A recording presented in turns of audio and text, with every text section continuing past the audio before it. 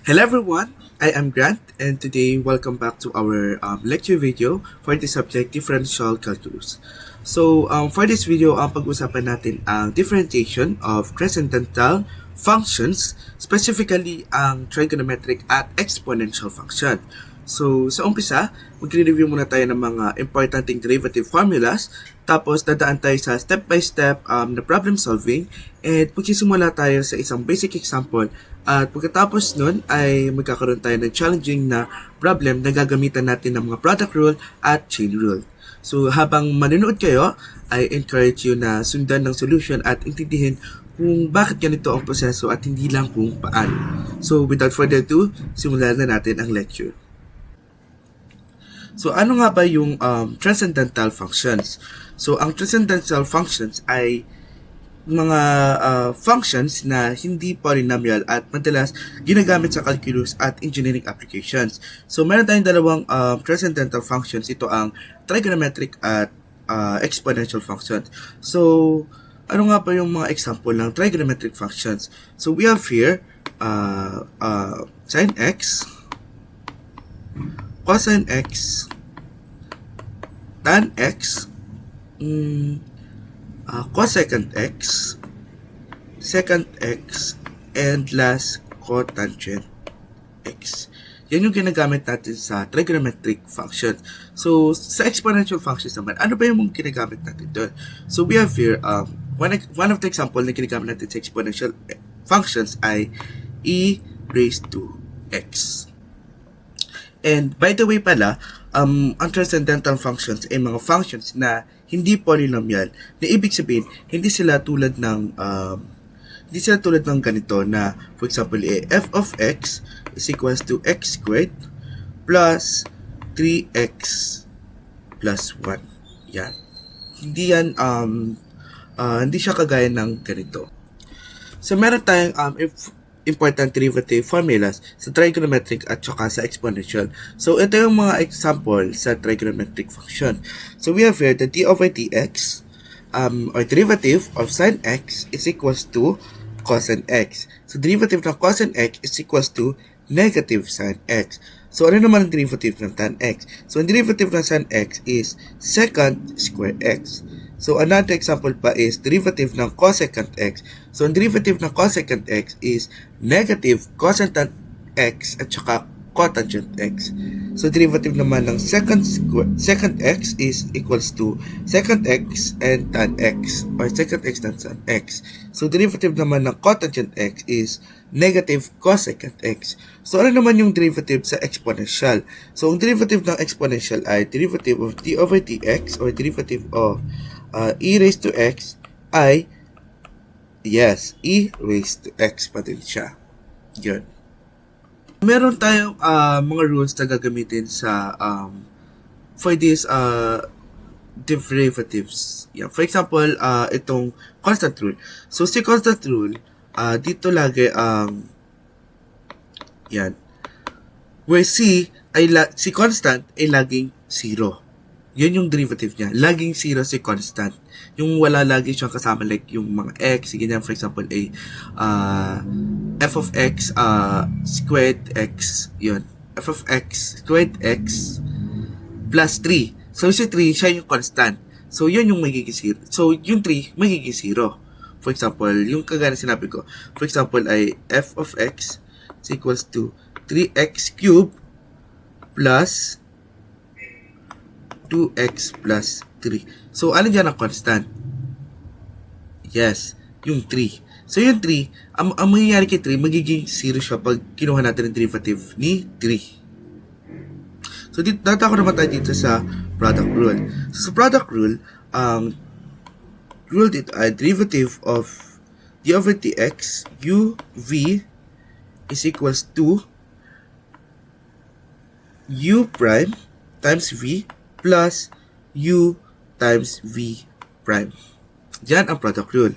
So, sa chain rule naman. So, sa chain rule ay if y is equals to f of g times g of x, at meron din tayo ditong derivative dy over dx is equals to Ipon natin kasi medyo f prime g of x f of x times g of x times g prime of x. Yan. And yun. Lagi natin tatandaan na ang outer functions muna ang uunahin natin bago ang inner function dito sa ating chain rule. So, for basic sample muna tayo. For this basic sample, we have the sample 1. So, this are given. So, y is equals to 3 sine x.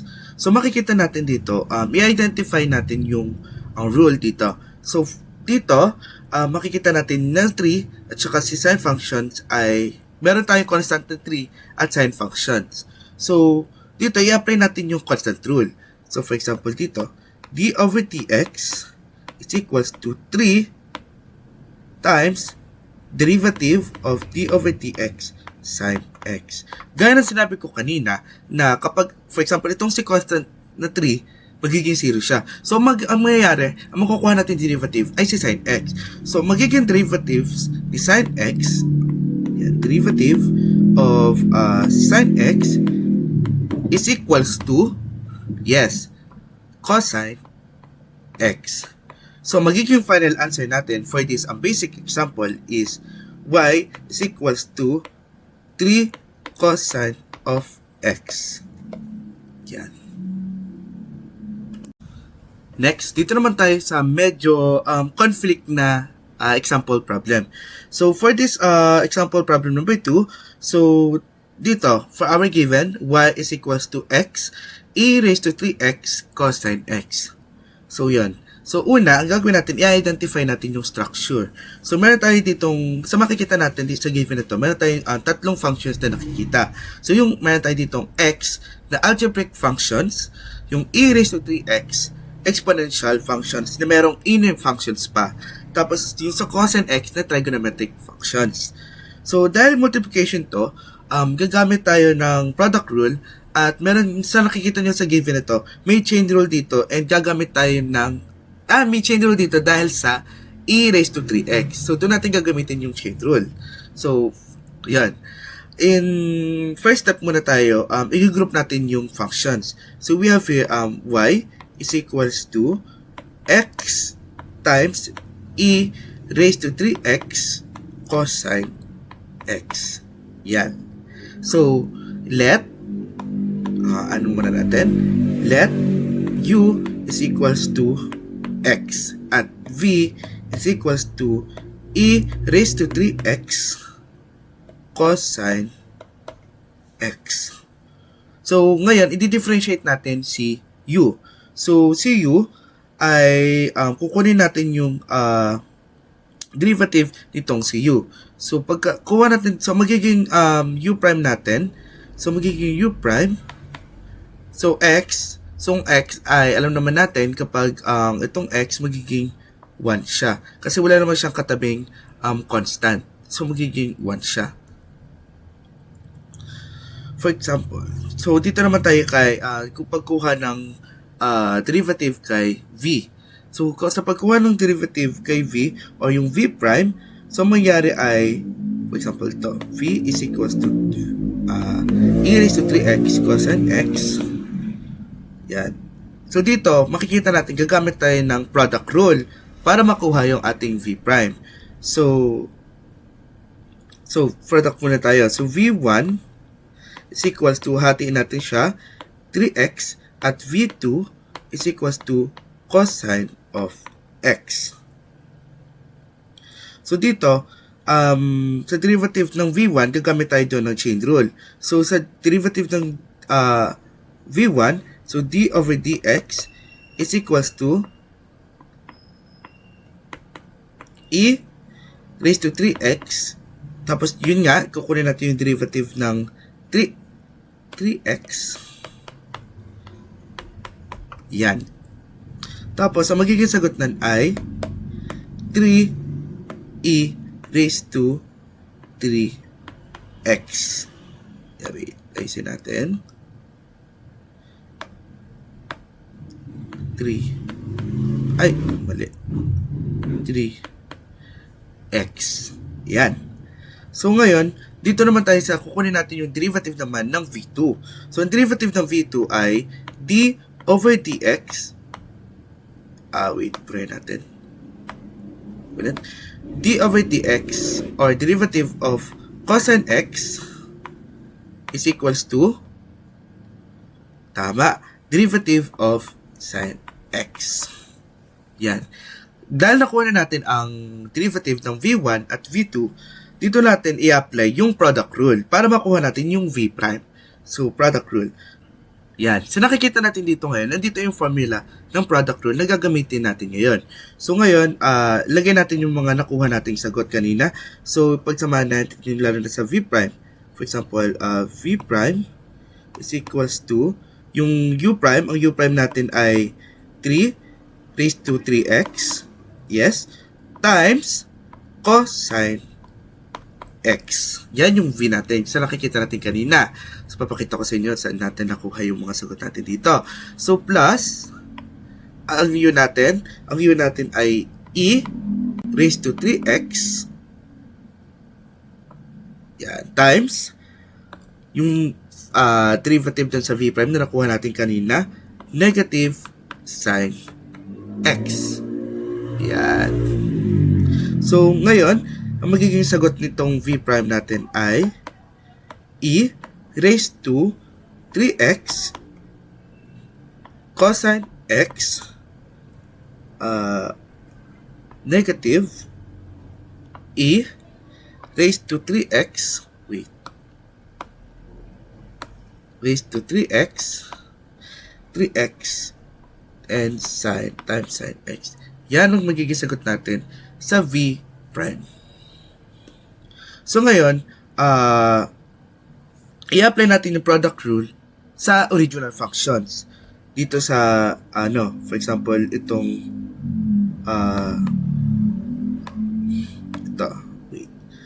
dy over dx is equals to u prime v times v plus u times v prime. Yan. So, lagyan na natin dito ang mga nakuha natin sagot kanina. 1 times e raised to 3x cosine x. Isot natin. Yan. Cosine x plus x dito sa unahan. 3x. Mali pala. Hindi pala 3x. Yan. 3 e raised to 3x. Isin natin kasi hindi nagsusulat ng maayos. 3x cosine x minus e raised to 3x and sin x. Kita nyo sa given na to. Kinuha natin tong v prime dito sa sagot natin kanina dito sa pagkuha ng v prime. So parang gumamit tayo ng product rule sa product rule pa doon sa original. So ngayon, isi-simplify natin ito. Yan, simplify natin yan. So magiging sagot natin dyan ay dy over dx is equals to e raised to 3x cosine x plus 3x e raised to 3x cosine x minus x e raised to 3x and sin x. Yan. Yan ang magiging final answer kapag sinimplify natin itong given na ito. Itong sagot na to. So, naintindihan ba?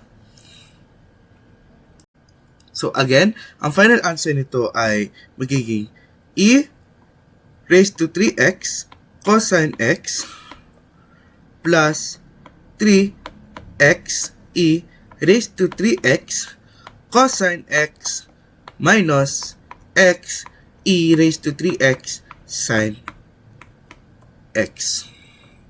Yan. Babox natin yan para makita natin yung magiging final answer na ginawa natin ngayon. So yan. example number 2 pa lang, makikita natin kung gaano kahaba na agad yung sagot at yung pag-solution nito at pag-solve nito. Again, masasabi natin na ang transcendental functions ay mga non-polynomials at saka yung mga trigonometric at exponential functions ay madalas laging ginagamit sa calculus. So dito, masasabi natin na ang pinakamahalaga na ginagamit sa calculus na lagi nyo makikita sa mga given, lalo na dito sa transcendental function, ay yung mga derivatives rule kagaya ng product rule at chain rule. Diyon, madalas natin yung ginagamit sa mga derivative given na pinibigay sa atin. And lagi natin tatandaan na ang tamang pag-identify ng rule ay susi sa correct solution. So tip ko lang sa mga kapwa estudyante na huwag matakot sa mahabang functions. So lagi nyong i-break lang sila step by step kagaya ng ginawa natin kanina na magiging manageable ang solution pag step by step natin siya. Kasi ang hirap kasi na kapag kinuha na natin yung for example dito at dito, parang mawawala na yung yung flow ng steps ng solution natin. So guys, thank you guys for watching this lecture video. I am Kanka BLB Hiwatik from SE Block 1111. I mean SE Block 1104, and I am Geodetic Engineering Block 2102. Thank you guys for watching.